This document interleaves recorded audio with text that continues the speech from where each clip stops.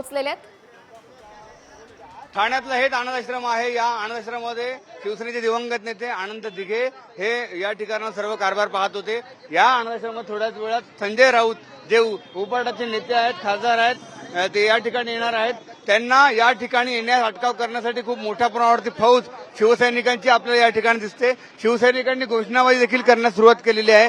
शिवसैनिक त्यांना विरोध करणार आहेत। तर दुसरीकडे आपण बघू शकतो धर्मवीर आनंद दिघे म्हणजे शिवसेनेचे जे नेते होते त्यांच्या कार्यालयाच्या बाहेर खूप मोठ्या प्रमाणावरती पोलीस बंदोबस्त ठेवण्यात आलेला आहे।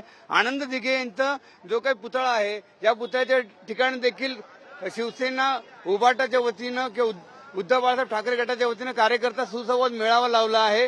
या जो काही बॅनर लावला आहे याला देखील या कार्यकर्त्यांनी विरोध केला होता।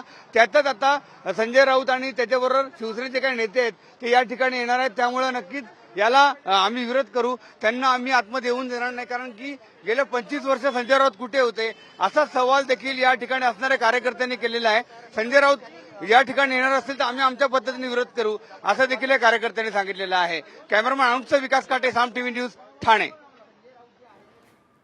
तर दोन्ही शिवसेनेचे कार्यकर्ते आमने सामने येणार आहेत। काही वेळातच तिथे शिवसेना ठाकरे गटाचे खासदार संजय राऊत पोहोचणार आहेत आणि संजय राऊतांना अडवण्यासाठी शिंदे सेना सज्ज असल्याचं चित्र आपण पाहिलेलं आहे।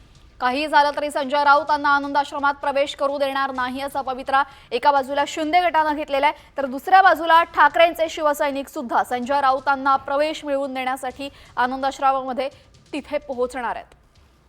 त्यामुळे आता ठाण्यामध्ये दोन्ही शिवसेना आमने सामने येणार असल्याचं चित्र बघायला मिळेल।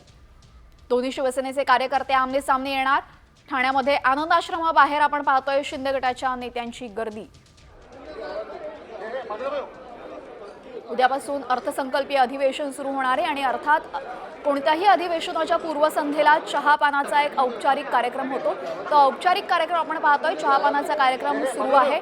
महायुतीचे सर्व नेते, मुख्यमंत्री देवेंद्र फडणवीस, उपमुख्यमंत्री अजित पवार, उपमुख्यमंत्री एकनाथ शिंदे उपस्थित आहेत।